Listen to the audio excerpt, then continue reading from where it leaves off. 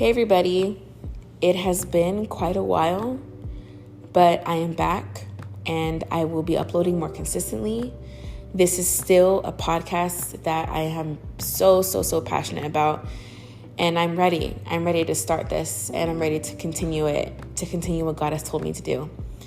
The episode you're going to listen to right now was recorded quite a bit ago, and I just am praying that your hearts and your minds and your spirits are open to whatever God has for you, and may He speak to you, may He encourage you, and I thank you so much for continuing to support me, and please definitely look forward to more consistent uploads, and I really hope you guys enjoy. Thank you.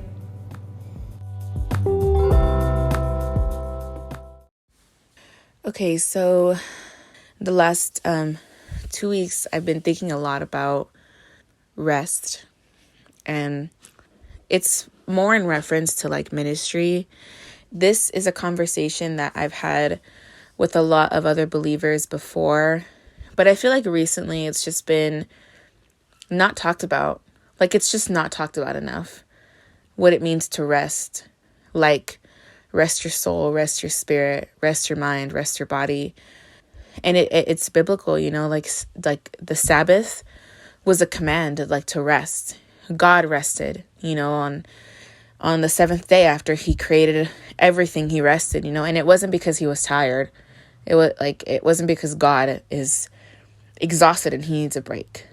You know, rest actually brings glory. It actually amplifies, and it gives you time to sit back and see all that God has done and be satisfied with it.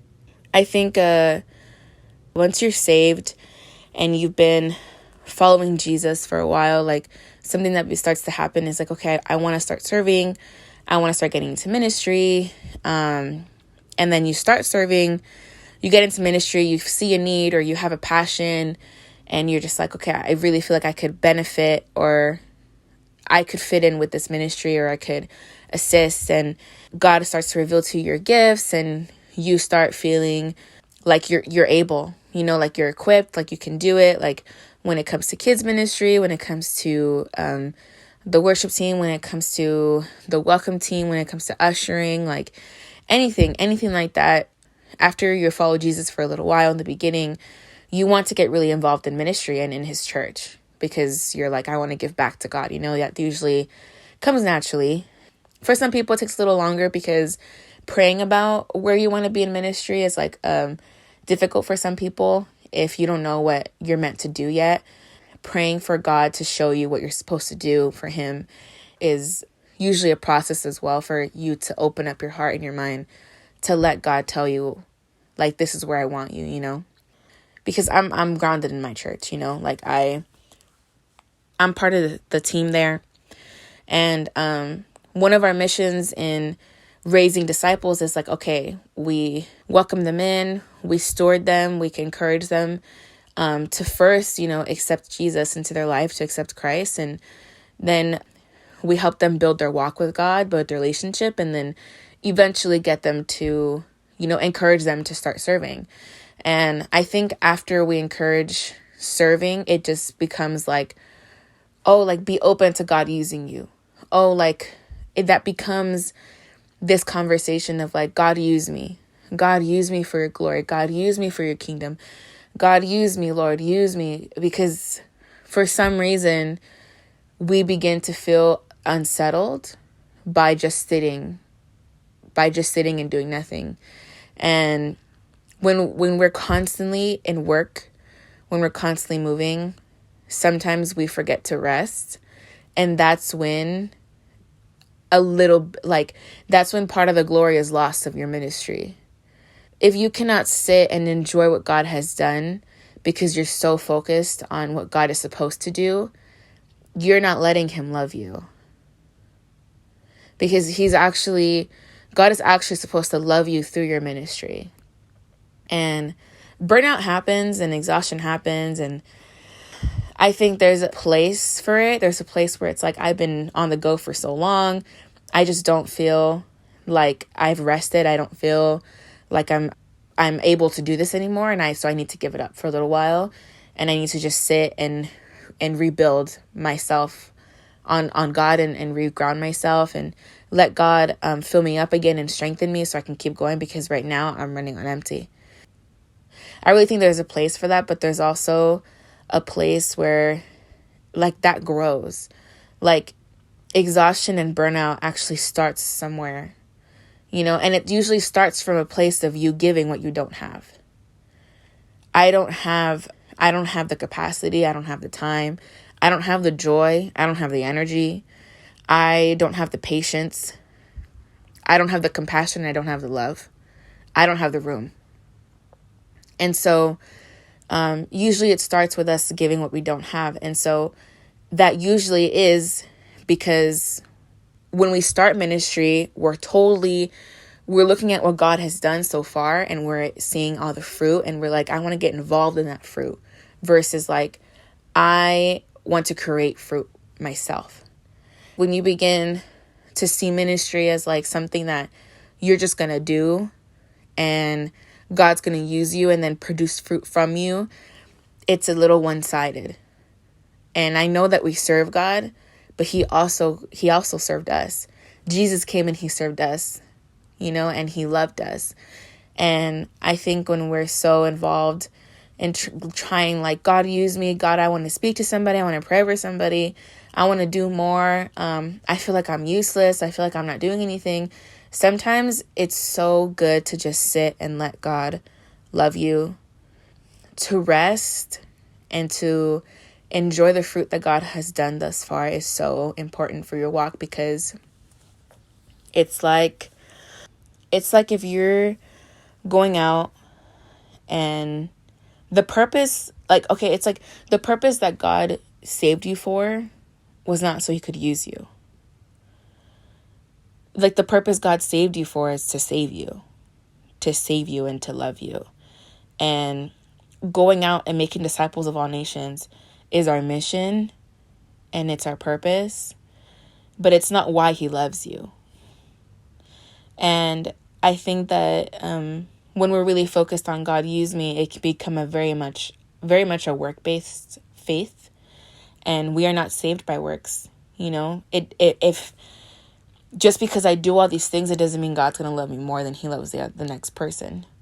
God loves us all the same. And I think our being unable to enjoy God's love can get in the way of what more he could do. It's like we're running on, like we can't just go fill up a cup with water and then go around giving everybody some of that water and not going back to the fountain to fill it up. So you resting and taking the time to do what God fills you up for, whether it's like even in ministry, I think you can actually sit and enjoy a season and not think about the next season so quickly and not rush the things of the Lord, because sitting in his presence and sitting in what he has given you and praising him for it is so good too. Like, we don't always have to be praying about what's next and what's more and those are such good things though. Like, I'm not saying those are bad things. I'm not saying to not do that. I feel like there are definitely, obviously, like, more places. God can always do more. Like, there's never enough. There's never enough of what God can do. But I think that after laboring, he has actually told us to sit and to enjoy what he has done. And so if you start a ministry and it's been a year and you started off with nobody and now you have a consistent one person, you can actually just enjoy that season of that one person and not keep sitting there feeling defeated because you haven't seen the fruit that you're waiting for yet. Like, God has everything so perfect in his timing. And don't keep yourself from letting you feel his love because you don't think you've done enough. Or you think that there's still work to do, so I can't sit and savor. Let God love you. Just in ministry, because I think when I first came to Christ, the reason that I decided to follow Jesus was because he loved me. Was because I knew that he would never stop loving me.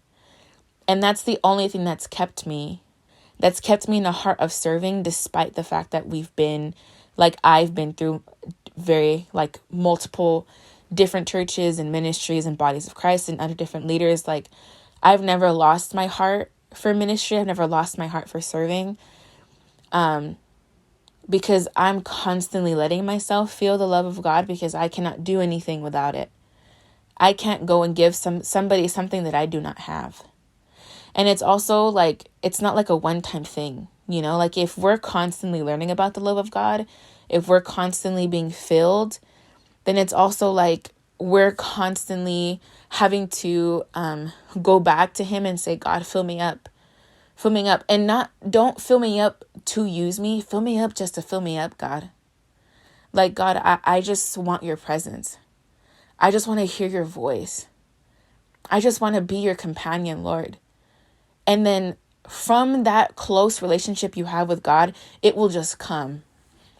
That desire and that drive and the vision that God has for what you're supposed to do will come when you sit and you savor who Jesus is, and you savor what God has done, and you sit in his word and you read his word, and you sit in worship and you just worship him, and you sit in prayer and you pray with him, and you interact with him, and you build that relationship.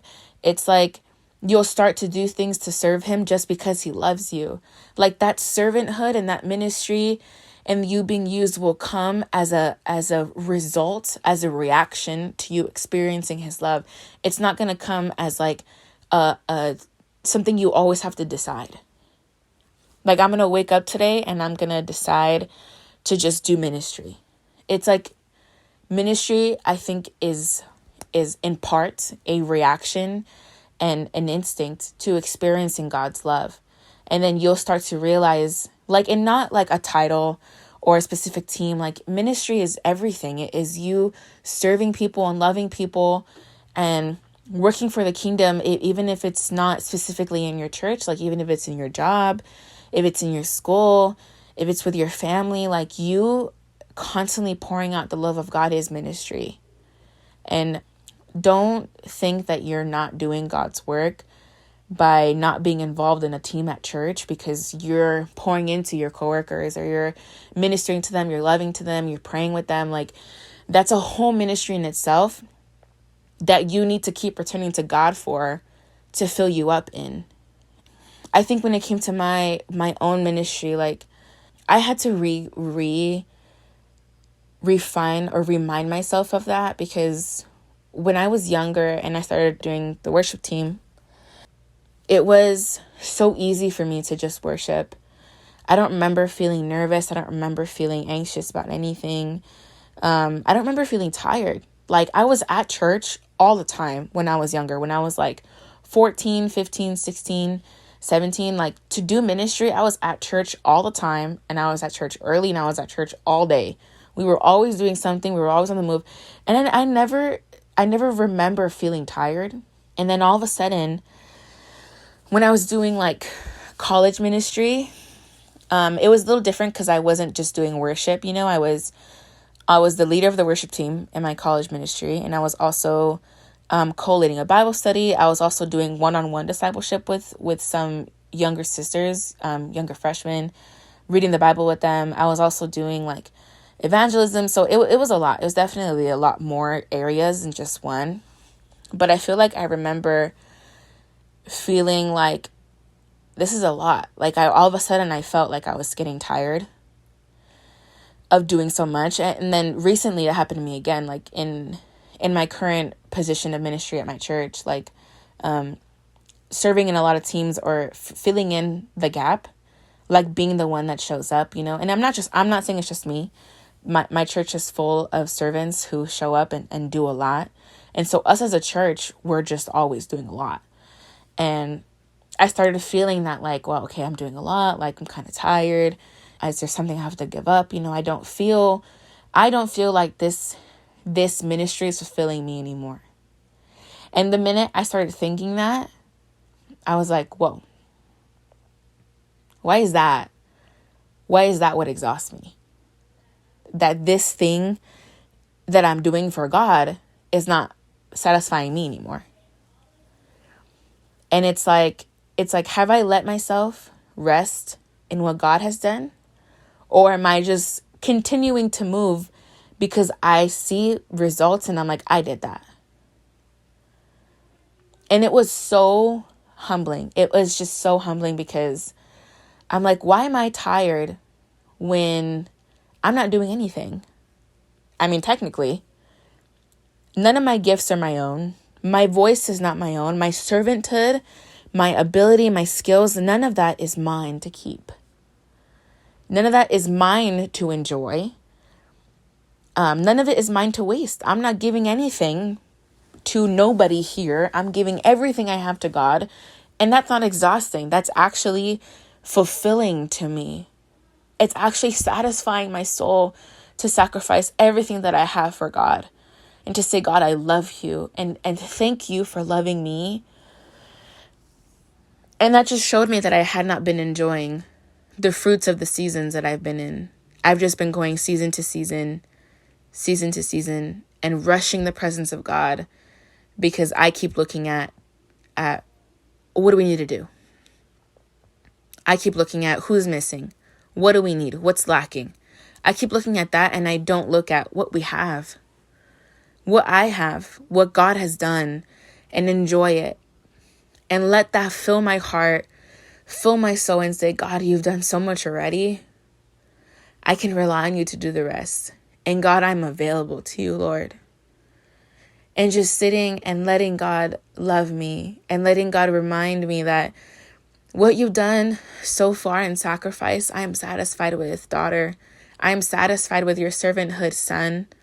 Like, God is so in love with us, and he doesn't just want to use us. He doesn't want to tire us out.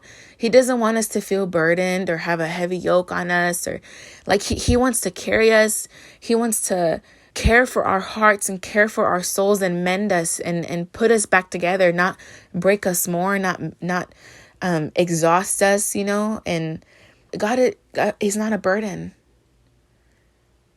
His yoke is easy and his burden is light because you are not the only one carrying it. And my responsibility is not to come to God and say, God, use me. It's God, let me experience your love. God, help me to show other people what your love feels like, whatever way that may be. Whether it's in kids ministry because you're showing children and babies the love of God by being patient with them and teaching them, or it's with the youth because you're reminding them about the love of God when everybody else around them, when they feel like they're the last ones to be loved, or it's in marriage groups because you're teaching a marriage how to reflect the love of God, or it's being a servant in some of the practical ministries, like if your church has a cafe, or if your church has a welcome team or has a cleanup team or a decoration team, because you're the one setting the scene. You're the one setting the environment where God's love can be experienced. You're the one who's doing the atmosphere. You're creating the atmosphere to be inviting to God's love and to be representing his joy. And so all those things come together to create something for God's glory. It's not for us to take ownership of. And it's not the only thing that we're made for. Like we're actually made to be taken care of by God. And I had to remind myself that ministry and answers to my questions, and when I ask God, what are my gifts? What are my gifts? I'm not asking him because he wants to use me. I'm asking him because those gifts are actually another way for me to experience his love as well. And if I'm not experiencing his love in new ways, how am I supposed to show somebody else how to experience his love? And if I'm talking about an everlasting, never-ending love, and I'm not feeling it myself, like there's a disconnect there. I cannot tell somebody, oh, serve and follow Jesus because he loves you, when I don't feel loved by him because I'm not letting myself be loved by him, because I'm constantly looking at what I'm supposed to be doing. And my prayers are constantly, God, use me, and not, God, let me experience your love. And in those places where you experience the love of Christ is rest. After you've labored and done all these things and started these ministries and or during the week, or even when you continue, when you have a meeting or two, when you take that time before service to do what you got to do, or after service, or when you take that time to take that friend out that you've been pouring into, that you've been loving, and then you come home and you just kind of breeze past it. It becomes routine. Like ministry becomes routine, and that's why it gets tiring. Because it's just something on your schedule. And it's not something that you see as experiencing God's love anymore. Like I began to see it as a job. I began to see it as a role that I had to fulfill. And that if I wasn't fulfilling it, I was useless. And so then what is my point of being in church if I'm not doing anything? And this is specifically for people who have been following Jesus for a long time. And so have been in ministry, have been serving for a while. It's hard to remember that your purpose is not just to be used, but it is to be loved. And in being loved, you will want to serve. And you'll want to give all you have. And it won't be a burden to you. It won't be a burden. And for myself, I had to remind myself to experience the love of God in worship. I'm on the worship team at my church. And I was going through a season of just feeling very useless, feeling very like, oh, I don't think I'm needed here anymore. So maybe I should just stop doing this ministry. And I was really praying about it. And I was like, Lord, you put me on a worship team. Because the first time that I was on a worship team was at the church I was saved at. It was a Spanish church. I was 12 and we had been going consistently, my family, for maybe 2 months. But we were involved already. Like my parents were already up early, getting there early, staying late, doing everything they could to just help out, right? And I would show up, we would go, and I would be out talking to everybody like, oh, hola.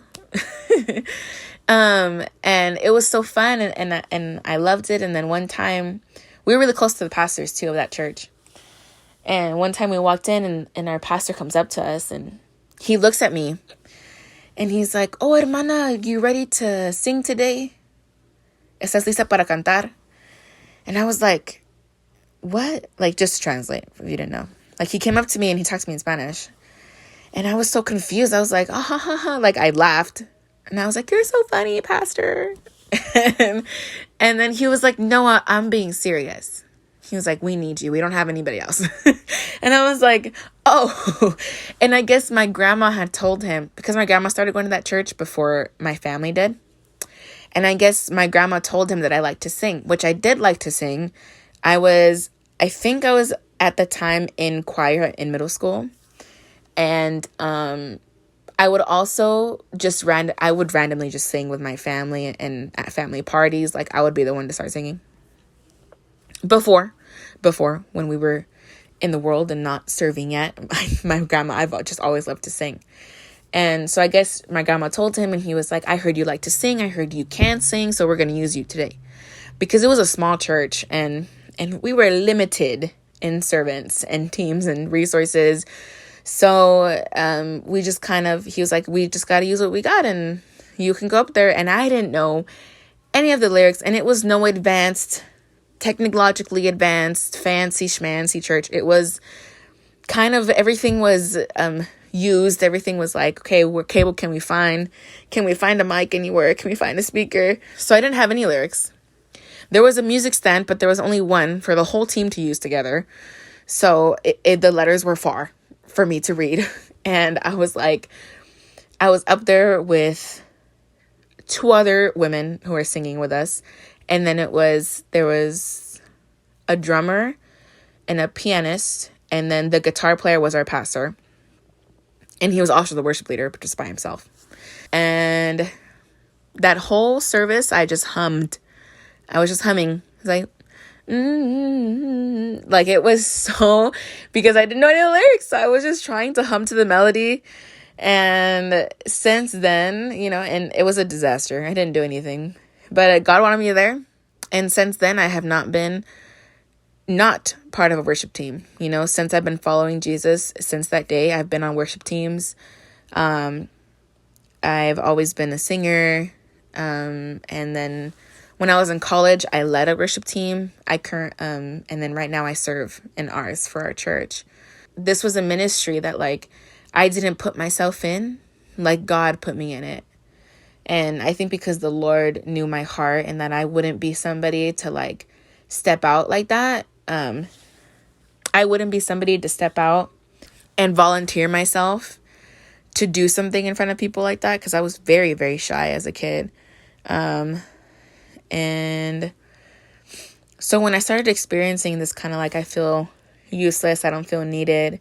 God, should I give this up? Should I give up my place on our worship team? Because it's grown a lot. Our worship team has grown a lot and has some amazing, amazing musicians and singers and beyond that, anointed worshipers. All of them, all of our worship team are just so anointed and love Jesus so much that their worship is heard, and it's so good because they love Jesus. And when I was praying about that, I feel immediately the Lord just convicted me, because he was like, that's not yours. And I didn't put you there because I needed you there. I didn't give that to you because I needed you to take it. It's not like there was nobody else. I'm God. I have every resource available to me. And you think I couldn't have filled those shoes with somebody else? I gave it to you. I gave it to you. And it's not about whether you're in the front or you're in the back, or how many songs you sing or how many songs you don't sing, or how often you're on the platform or how often you're not, or how on key or how off key you are. It's about the fact that I put you there. And this is a place of intimacy you have with me, your worship. And I think I really did forget that ministry is also a place, God puts us in a ministry that reflects our intimacy with him. And worship was my intimacy with him, because I love to worship God because he loves me so much. And that's why I love worship so much. And it's not because I recognize that I'm not the most talented singer in the world and can do all these notes and run on these things, but I love to worship my God. And I want other people to experience that love that makes you worship him. And if I could show somebody that worshiping the Lord, worshiping God is one of the best places to be, I want to do it with my whole heart. That's why I do it, because he loves me. And so it was like, it doesn't matter that they don't need you anymore. It matters that I put you there. And that this ministry, what I'm doing so far, what I have done, is something you can enjoy, because you have gone through seasons in worship that actually benefit this team in ways that you cannot see. And so just because you don't see it, don't doubt where I have put you.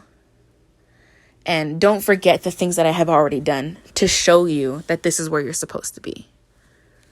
And I just had to rest. And it's weird because it feels like I get to enjoy a lot of the fruit and the reward of being on worship teams for so long, and being part of our team, and seeing so much growth happening, and seeing our team grow together and grow in number as well. It's such a gift.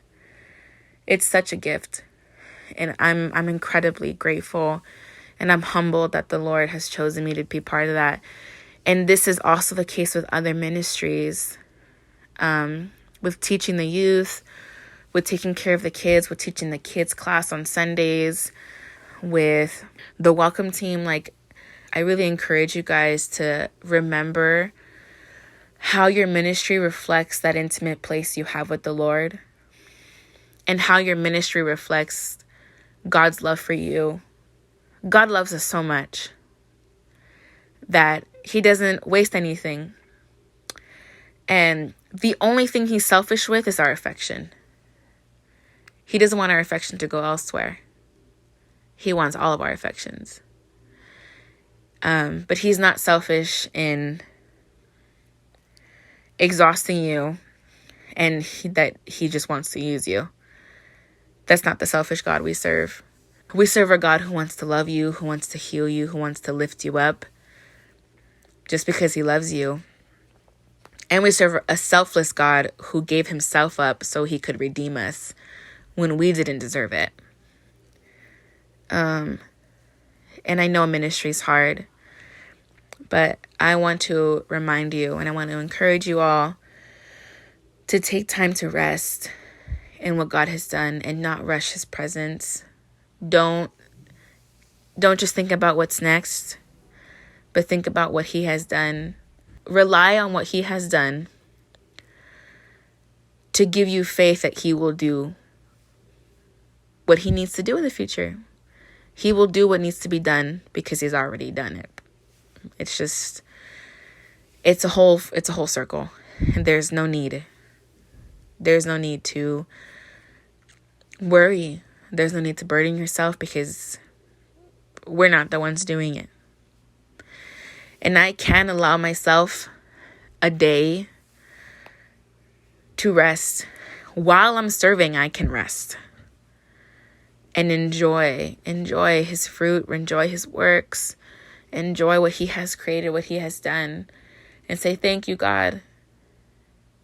And while I'm praising him, he will show me new parts of his love. He will refill my heart. He will rejuvenate my soul so I can go pour out again and say, you know what is something amazing that God has been showing me?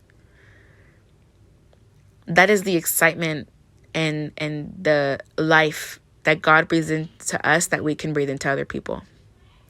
When God fills us up, we can pour out easily because we're not pouring out of ourselves. And we're supposed to rest. And so if you haven't rested in a while and you haven't just sat in his presence and you haven't enjoyed his works through you, I encourage you to take some time to do that, to think about what he has done, all he has given you, and to let that be what guides you into your next season, and what refreshes your soul, and what gives you that heart and that love for ministry again that maybe you lost, or you had a season where you just weren't feeling it and it was just hard to serve. But remember that he is easy to serve because he loves you, and because he loves us, so it's easy for us to give up something, or it's easy for us to sacrifice ourselves for someone who loves us, and he loves us without condition. I pray that all of you who are listening just find that zeal and passion again for your ministry, or continue in it if you feel it deeply now. And yeah, that your next season is just full of enjoying what he has done.